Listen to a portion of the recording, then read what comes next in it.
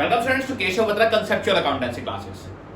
Students, हम अपना cash book का चैप्टर्स कर रहे हैं और लास्ट क्लास में हमने इसकी काफी सारी ट्रांजैक्शन सीखी थी। आज मैं कैश बुक की कुछ और ट्रांजैक्शन लाया हूं जिसमें एक लास्ट जो है paid into bank entire balance after retaining कुछ पैसा, वो सबसे मेन है, वो हमने समझनी है। ओके, तो पूरा एक क्वेश्चन करते हैं। मैंने कुछ ट्रांजैक्शंस ली है, सारी ट्रांजैक्शंस को हम यहाँ पर इस क्वेश्चन में क्लियर करेंगे कि कैसे कैसे उनका इफेक्ट आना है और पूरे क्वेश्चन को सॉल्व करेंगे। देखिए स्टूडेंट, मैंने क्या लिया है, स्टार्टिंग में कैश इन हैंड ले लिया 50,000 और बैंक ले लिया डेबिट बैलेंस 5,000। ओके, तो ये हमारे क्या है जी, ओपनिंग बैलेंस। क्या है? Opening balance. ओपनिंग बैलेंस को किस नाम से दिखाते हैं जी? बैलेंस ब्रॉट डाउन के नाम से। ओके, और कैश और बैंक का बैलेंस क्या होता है जी? डेबिट। क्या होता है? डेबिट। तो मान लीजिए, अब देखिए डेट मैंने नहीं ली तो मैं ऐसे ही कुछ भी 1 लिखा हूं, ओनली सीरियल नंबर यूज कर रहा हूं। ये 1 भी नहीं है तो मैं इसका ऐसा करता हूं, सीरियल नंबर रहने देता हूं, बस बैलेंस बीडी लिख रहा हूं, to balance brought down, to balance brought down. Okay, कितना जी? कैश है हमारे पास 50,000 रुपए और देखिए बैंक का भी क्या दे रखा है? डेबिट बैलेंस दे रखा है। अगर क्रेडिट होता तो हम उस साइड लिखते क्रेडिट साइड, या फिर ओवरड्राफ्ट होता तो भी क्या लिखते?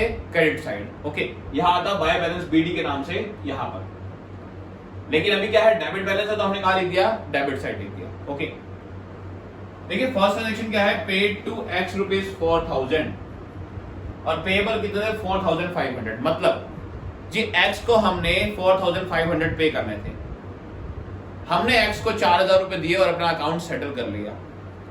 तो ये आपकी वर्डिंग ये भी हो सकती है, paid to X in full settlement of his account 4,000। Okay, कि उसका अकाउंट पूरा सेटल कर दिया 4,000 रुपए देके। तो स्टूडेंट ध्यान रखना कि अब यहाँ पे हम डिस्काउंट का कॉलम नहीं बना रहे, यहाँ पे हम डिस्काउंट का कॉलम नहीं बना रहे। तो हमें खाली किससे मतलब है जी? हमें मतलब है कैश के आने या जाने से, बैंक में पैसा आने या जाने से, बस और कुछ नहीं। तो देखिए एक्स को हमने कितना पे कर दिया? 4,000 रुपए, 4,000 रुपए पे कर दिए, तो पैसा गया, कैश गया। तो किस साइड लिख दो जी? क्रेडिट साइड, क्योंकि हमें पता है जी जब जब आएगा तो डेबिट साइड और जाएगा तो क्रेडिट साइड। किस नाम से जी? एक्स को हमने पे किया तो किस नाम से? एक्स के नाम से। Okay, first transaction clear. इसमें क्या था जी, हमें डिस्काउंट का कोई भी रोल नहीं होता, इसमें कैश डिस्काउंट का कोई रोल नहीं होता अगर हमारे पास उसका कॉलम नहीं है तो। और हमने डबल कॉलम में कौन सा करने हैं? कैश और बैंक ही करने हैं, डिस्काउंट अब सीबीएसई पैटर्न में नहीं है। ओके, नेक्स्ट है जी, रिसीव फ्रॉम वाई। वाई से कितने रुपए रिसीव हुए? 10,000 रुपए। वाई से कितने रुपए रिसीव हुए? 10,000 रुपए। उसमें से आधा पैसा कहां जमा करवा दिया? बैंक में जमा करवा दिया सेम डे। आधा पैसा कहां जमा करवा दिया? बैंक में जमा करवा दिया ऑन द सेम डे। तो स्टूडेंट देखिए, आप इसको दो तरह से दिखा सकते हो। पहली बात तो पैसा आया है तो डेबिट साइड आएगा, तो मैं यहां पर नंबर 2 लिख रहा हूं। ओके, और किससे आया है? वाई से। किससे आया है? वाई से। तो देखिए इसको दो तरीके से कैसे दिखा सकते हैं। या तो ऐसा कीजिए, पहले 10,000 रुपए कैश पूरा ले लीजिए अपने पास जी, वाई से पूरा कैश आया 10,000 रुपए। ओके, और उसके बाद बैंक में जमा करवाने की एक कॉन्ट्रा एंट्री कर दीजिए 5,000 रुपए। कैसे करके दिखाता हूं, देखिए पहला एक एंट्री क्या कर रहा हूं जी, 10,000 रुपए कैश आ गया। ओके, अब इसी डेट को मैंने इसमें से 5,000 रुपए कहां जमा करवा दिए? 5,000 रुपए बैंक में जमा करवा दिए। कहां करवा दिए? बैंक में जमा करवा दिए। तो देखिए बैंक में पैसा आया तो इधर लिख दूं, और कैश गया तो किधर लिख दूं? यहां पर। और ये कॉन्ट्रा एंट्री है तो यहां पर लेजर फोल्डर में क्या लिख दूं? सी। ओके, क्योंकि क्या है? Contra entry. अब देखिए कैश में पैसा आया है तो नाम किसका आएगा? मैंने बताया था आपको कि किसी भी अकाउंट में उसका खुद का नाम नहीं आता। तो कैश में क्या आएगा? बैंक अकाउंट, और बैंक में क्या आएगा? To cash account. बैंक में क्या आएगा? To cash account. ओके, तो एक तो ये तरीका है दिखाने का, या फिर क्या कीजिए, या फिर सीधी सी बात देखिए स्टूडेंट्स, अब इसका इंपैक्ट देखिए, सिंपल इंपैक्ट देखिए क्या है। 10,000 कैश आया था, 5,000 कैश चला गया, 5,000 कैश चला गया, रह कितना गया कैश में? 5,000। बैंक में कितना आया? 5,000। तो सिंपल आप दिखा सकते थे 2y, 5,000 कैश, 5,000 बैंक, वो भी दिखा सकते थे। ओके, अगर चाहो तो दो एंट्री बना लो इसकी, कि पहले पैसा आया और फिर बैंक में जमा हुआ, या फिर एक सिंगल एंट्री बना लो कि कैश में 5,000 और उसी दिन 5,000 बैंक में जमा भी हो गए। ओके, तो दोनों हो सकते हैं। लेकिन स्टूडेंट ये इंपैक्ट ज्यादा अच्छा रहेगा। क्यों रहेगा? देखिए जब हमें चेक रिसीव होता है तभी हम क्या करते हैं, बैंक में पैसा मानते हैं। जब हमें चेक रिसीव होता है हम तभी क्या करते हैं, बैंक में पैसा मानते हैं कि बैंक में पैसा आया। यहाँ पे हमें कोई चेक नहीं मिला, हमें सारा पैसा कैश में मिला था। तो पहले हमारे पास कैश में आया और उसके बाद हमने बैंक में क्या करवाया, डिपॉजिट करवाया। ओके, तो ये ज्यादा बेटर इंपैक्ट रहता है इस एंट्री को दिखाने के लिए। नेक्स्ट आते हैं जी, देखिए गुड्स मैंने मोहन को सेल किए 8000 की, मोहन को गुड्स सेल किए 8000 की।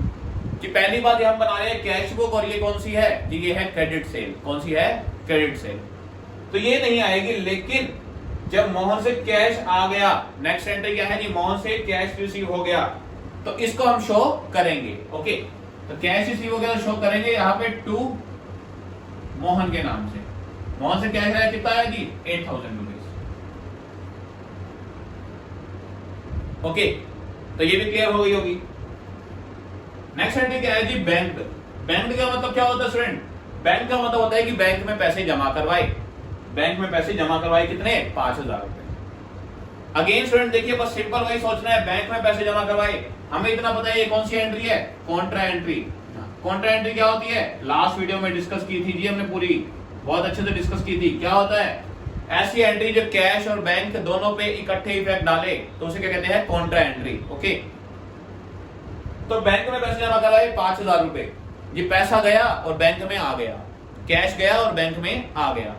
तो बैंक में आया तो बैंक में तो लिख दूं डेबिट साइड, और कैश गया तो कैश में कहा लिख दूं, क्रेडिट साइड।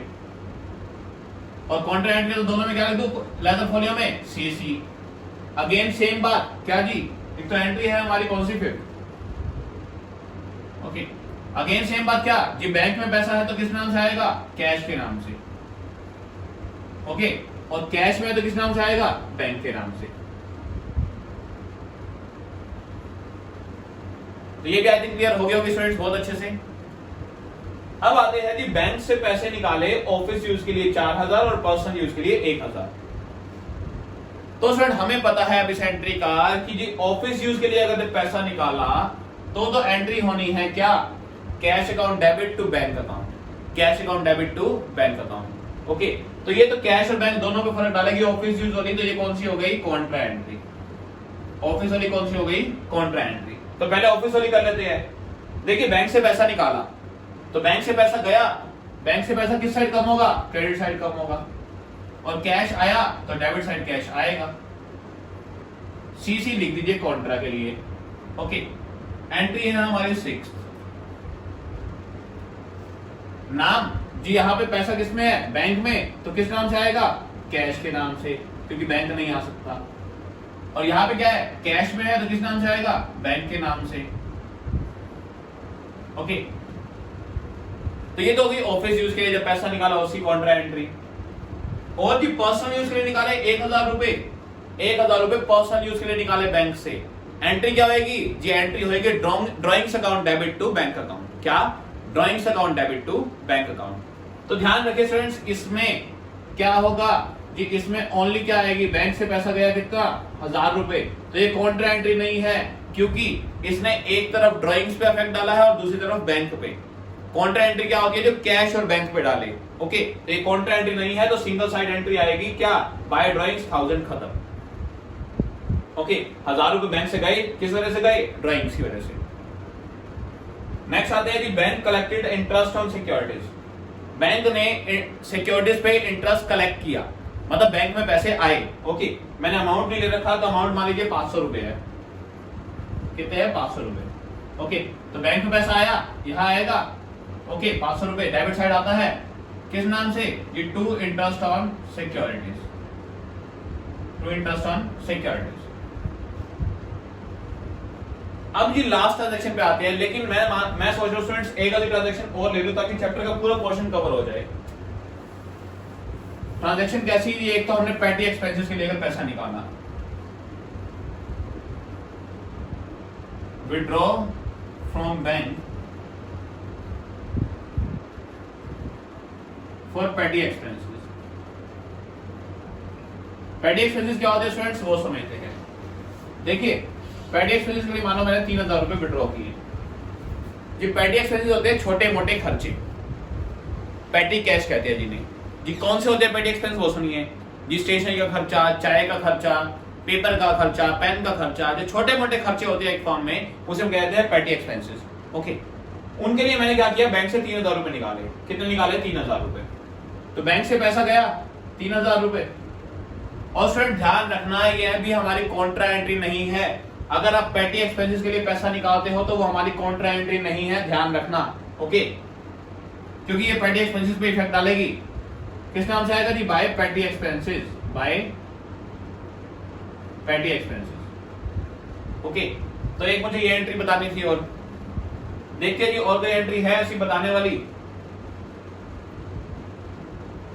जी? और आप कर सकते हो, सारी एंट्रीज हो जाएगी आपसे इजीली। अब आते हैं लास्ट एंट्री पे, क्या जी? Paid into bank entire balance after retaining 5000। ये मेन समझना है हमने, इसे देखते हैं। देखिए स्टूडेंट क्या कह रहा है कि जितना पैसा है आपके पास, जितना क्या है कैश, कैश क्यों कह रहा है वो सुनिए। इसने क्या कहा है कि paid into bank after retaining 5000। जी अपने पास 5000 रुपए रख लो, अपने पास कैश कितना रख लो? 5000 रख लो। कैश कितना रिटेन कर लो? 5000। और बाकी पैसा रिमेनिंग क्या कर दो? रिमेनिंग बैंक में जमा करवा दो। रिमेनिंग पैसा क्या करो? बैंक में जमा करवा दो। तो ये है हमारी एंट्री। अब इसकी पोस्टिंग देखते हैं कैसे होगी, वो देखते हैं। देखिए स्टूडेंट्स, 5000 रुपए अपने पास रख लो, तो हमें तो पहले ये पता होना चाहिए कि हमारे पास कैश बचा कितना है। हमारे पास कैश बचा कितना है पहले तो ये पता होना चाहिए। तो स्टूडेंट्स ऐसे करो, पहले ना रफ में मतलब वर्किंग नोट में आप निकाल लो कैश में कितना आया और कितना गया।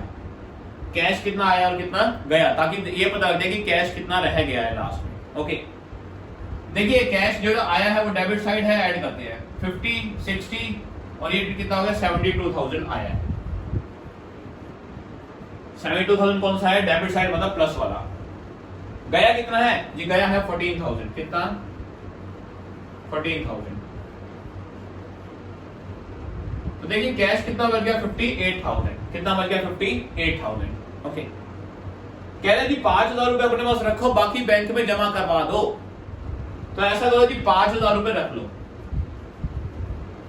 बैंक में कितने जमा करवा दो? 53,000। कितने करवा दो? 53,000। ओके, अब बैंक में जमा करवाए हैं पैसे, तो अगेन किस किस पे फर्क आएगा? कैश और बैंक दोनों पे। कैश और बैंक दोनों पे। तो इसे हम क्या कहते हैं जी? इसे हम कहेंगे कॉन्ट्रा एंट्री। कौन सी? Contra entry.